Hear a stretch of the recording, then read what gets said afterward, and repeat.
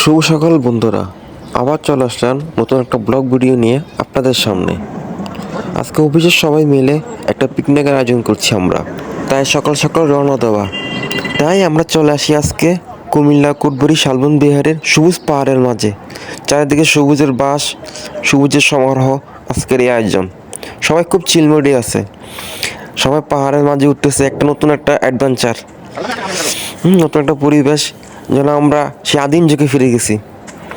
সবাই প্রকৃতির মাঝে, প্রকৃতির সব জিনিসপত্র নিয়ে আজকের এই আয়োজন। এক এক করে সবগুলো খাবারের উপকরণগুলো নামানো হলো,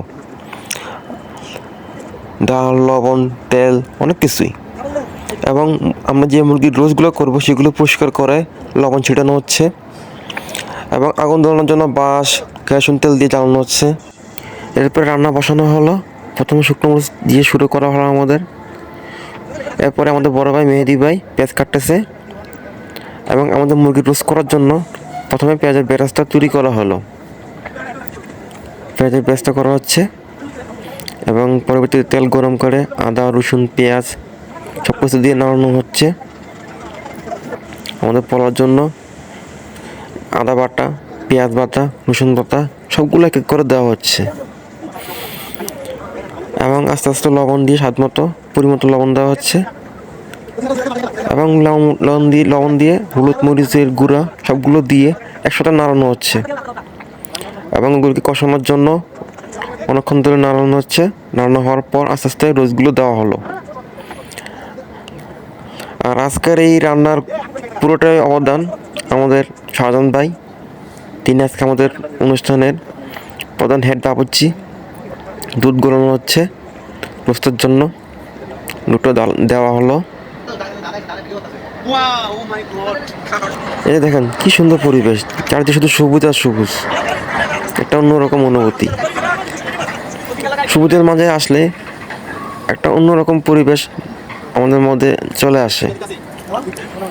এই যে দেখেন মাংসগুলো রান্না করা হচ্ছে, অনেকটা হয়ে গেছে। একটু নিচেকে গান গেয়ে মন মাতানো আর কি।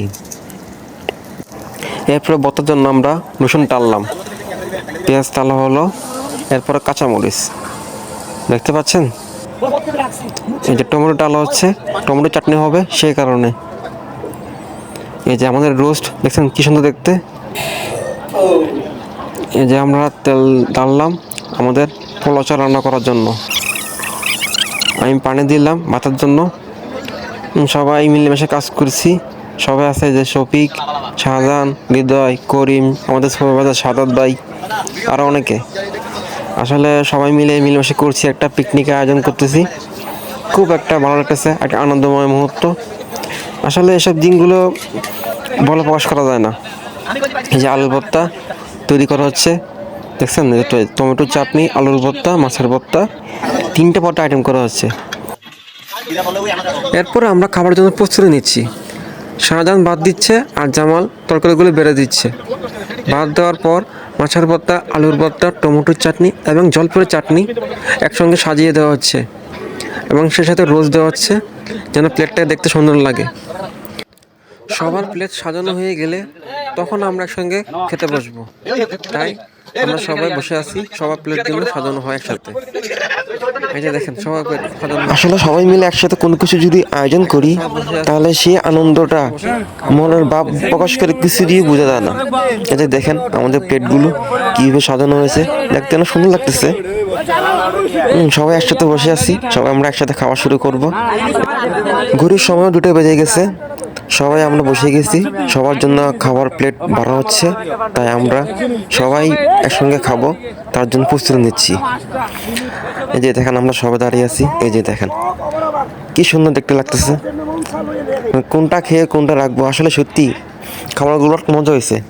আসলে পিকনিকে আমরা যদি সবাই নিজেরা রান্না করছি, এত তো মজা হবে বলতে পারিনি। আসলে প্রত্যেকটা আইটেম খুব মজা হয়েছে আমাদের। হ্যাঁ, আলুর ভর্তা, টমেটোর চাটনি, জলপাইয়ের ভর্তা সব কিছু খেলাম, এবং পরিশেষে আমরা কিছুক্ষণ বিকালবেলা গিটার নিয়ে সবাই একটু গান টান গাইলাম, একটু মনকে একটা আনন্দ ফুর্তি। হ্যাঁ, সব ছেলেরা আছে, নাচ গান হয়ে হলো। এরপর আমরা একটু ঘুরতে বের হলাম সবাই মিলে, বিকেলবেলা একটু ফটো সেশন করবো। একটু ফ্রিতে হিসেবে রাখার জন্য। তাই একটু কোটবাড়ির দিকে ঘুরতে গেলাম আমরা আস্তে আস্তে আস্তে আস্তে সবাই। ওই যে দেখেন, সেই ছেলেবেলার কথা মনে পড়ে গেল, সামনেই সবাই দোল খাচ্ছে। আজকের এই পিকনিকের প্রত্যেকটা মুহূর্তগুলো ফ্রেমে বন্দি করে রাখলাম। জানি না কতদিন বাঁচবো, তবে এই ছবিগুলো বেঁচে থাকার প্রেরণা হিসেবে থাকবে, একটা আনন্দ মুহূর্ত হিসেবে থাকবে। সূর্য ডোবার সময় হয়েছে, আমাদের যাবারও সময় হয়েছে, তাই আজ চলে যাচ্ছি। দেখা হবে আবার নতুন কোনো ব্লগে। সবাইকে ধন্যবাদ।